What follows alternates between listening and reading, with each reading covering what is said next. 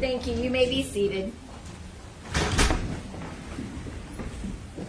We are here on the matter of State of Ohio versus Donald Kopchak, case number 25CR0520. Mr. Kopchak is present in court with his counsel, Attorney Spellacy. We're here today to impose sentence pursuant to a jury verdict which was adopted by the court of guilty of 2 counts of abduction, each felonies of the 3rd degree, 1 count of ethnic intimidation, a felony of the 5th degree, and 1 count of assault, a misdemeanor of the 1st degree. Present on behalf of the state of Ohio is Mr. Salisbury, Judge. Both, Judge. all right, Attorney McNamara and Attorney Salisbury. Mr. Salisbury, are you speaking on behalf of the state? Yes, Your Honor. Okay, do you have any recommendations? Yes, Your Honor. You heard the trial, so there's no need to belabor the facts. As I said in the Mr. Lajak sentencing, this is a crime that kind of divided the community, very impactful, we believe. We believe the jury got it right, and quite frankly, as the court shall recall, didn't take a very long time to deliberate even. The impact on the victim was great, and although that impact was so great, he still to this day is saying he doesn't want anything bad, see anything bad happen to these 2 guys, which is kind of amazing to me, considering what he was put through that day, both physically and mentally now, as you heard his testimony.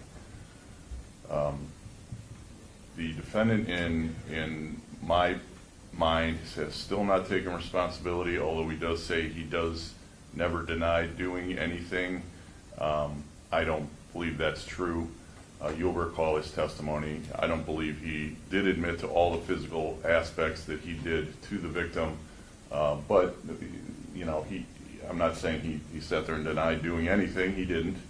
And again, he thought he was justified in doing so. That belief was clearly wrong, and is clearly found by the citizens of Medina County not to be tolerated. Judge, this was a clear case of ethnic intimidation. We believe a prison sentence is appropriate, and we would leave that length of which in the court's discretion. Thank you. Mr. Spellacy? Thank you, Judge. Also with me is Lewis Group, Your Honor, and Ms. Hanson is also sitting back there. Judge, obviously I filed a sentencing memorandum with you on June 9th. I believe I'm confident the court got it, read it. There's some great letters attached. I think they describe Don very accurately and very well. You know, this is a tragic situation, obviously, for everybody. And I would disagree with Mr. Salisbury that my client he testified to what he did. We can go over the spilt milk, so to speak, but there wasn't a justification instruction, there wasn't an expert report that was submitted, but that's for a different day, Judge. But I think that could have changed the outcome substantially. Judge, I could just say that in the brief, you know, he's a father. He's a good father. He was a coach. He was a good coach. He was a police officer. He was a good police officer. And I think a lot of these people behind me would support those contentions, Judge. He's been in jail 82 days. They have not been an easy 82. I think the pre-sentence report indicates his likelihood of recidivism is at a score of 1. So I don't think that we need to protect the public from him. And I think the odds of this happening again are extremely unlikely. Judge, I think all those things speak to a community control sanction, and that's what we're asking you to do here. Thank you. Thank you. Mr. Kopchak, what would you like to say on your own behalf?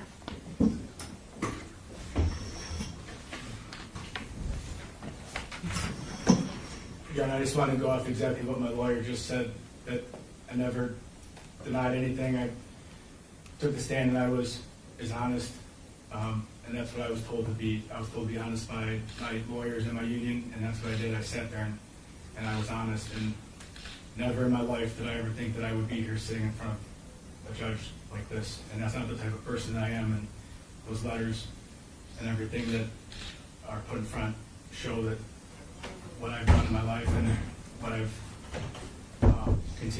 would continue to do when I'm out.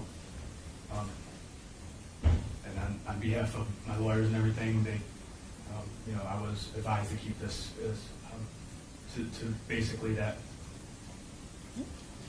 Well, Mr. Kupchak, I have read the sentencing memoranda. I have read all the letters in support. The thing that the letters in support don't discuss is the effect of your behavior on the victim in this matter. And so my focus is not on whether you're a good person, I'm sure you're a fine person, but on your behavior and the impact that that had on the victim. And so after consideration of all the relevant factors set forth in the statute, and also the information contained in the pre-sentence investigation report, it is the sentence of this court that on count 1, a felony of the 3rd degree, you will have 18 months in prison.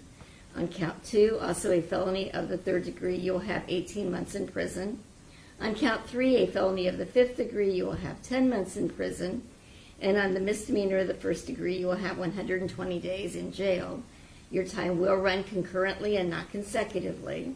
Upon your release from prison on counts 1 and 2, you will have a mandatory period of post-release control of between 1 to 3 years at the discretion of the adult parole authority. When this period of post-release control is imposed, if you violate the terms of that supervision, the adult parole authority is authorized to return you to prison for up to 9 months for any single violation, up to a maximum of 50% of your prison term for all violations. If while on post-release control you are convicted of a new felony offense, in addition to being punished for the new offense, the judge could add an additional consecutive prison term of 1 year, or whatever time remains on your post-release control term, whichever is greater. As you will be incarcerated, all fines and costs will be waived.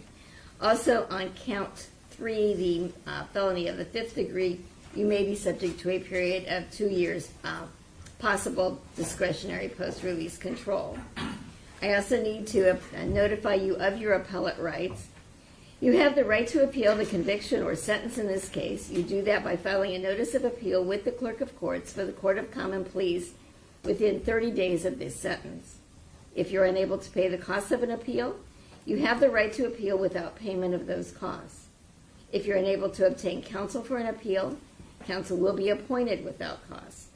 If you're unable to pay the cost of documents necessary to an appeal, the documents will be provided without cost. You have a right to a notice of appeal timely filed on your behalf. Do you wish to appeal? Yes. Okay. Can you afford counsel to represent you? Yes. Then you do not need the court to appoint counsel for you, correct? No, ma'am. All right. At this time, then, you are to remain in the custody of the Medina County Sheriff's Department for transportation into the custody of the Ohio Department of Rehabilitation and Corrections. Anything else, Mr. Spells? Thank you, Judge. Just for the record, count 1 and 2 would merge. I I know it's a concurrent sentence, but I believe they would. I don't want to concede that point, Judge. I don't think they do merge. I think they're separate animus. I think he removed the victim and also restrained him at 2 separate times. So I don't want to concede that they merge. So, Mr. Spelsing, I have not been briefed on that issue, so at this point in time, I do not believe that they merge, but that perhaps is an issue for appeal. Okay. And Judge, can Mr. Grube address you as to appellate bond? Certainly. Thank you. Good morning, Your Honor. Louis Grube. Always great to come down to Medina County. I'm going to make an oral motion for a stay of the sentence on behalf of Mr. Kopchak. There are a couple matters with respect to that. For a stay motion, there are basically 2 considerations. The first is the same kind of bond considerations the court would normally consider when releasing somebody pending a trial. I'm going to defer to the court on those. There's already been a personal recognizance bond. If this is granted, that would be appropriate. I have no reason to believe that there's anything that's changed, simply because Mr. Kopchak has been convicted. He's the same person before you. Same family, same considerations. He's not a flight risk. As to whether or not a stay should be granted, the general standard applied by the Court of Appeals across the state of Ohio is whether there's a reasonable argument for appeal. The court referenced numerous times in the transcript, which I've now read in the last couple of days, that there could be an appeal, likely would be an appeal. There were a couple issues. I'm happy to address the specific issues pending appeal if the court would like to get into that, but I think that given all that has happened, it's probably safe to say the court understands the issues from the trial, and we would just say that there are reasonable grounds for appeal. coming out of today, if the court could issue a ruling on this in writing in the sentencing entry, that could avoid a written motion, but I'm also happy to brief it in writing for the court. It's up to the court. Please let me know what the court would prefer from me going forward from here, but that's the motion, and thank you for your time this morning for that. Thank you. Your oral motion is denied. Your client has filed motions with this court in which he has indicated that he would prefer to be in prison rather than remain in the Medina County Jail. And so I am going to grant him his wish and let him go to prison at this time. May I be heard on that, Your Honor? No, Okay, thank you. thank you. Anything else on behalf of the defendant? No, thanks. Anything else on behalf of the state of Ohio? No, Your Honor. Okay, thank you. We are in recess.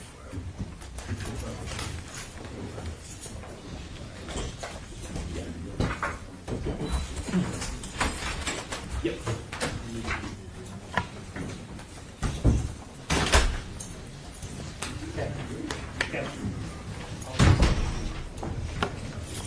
Sorry? Have some paperwork for you. Yeah.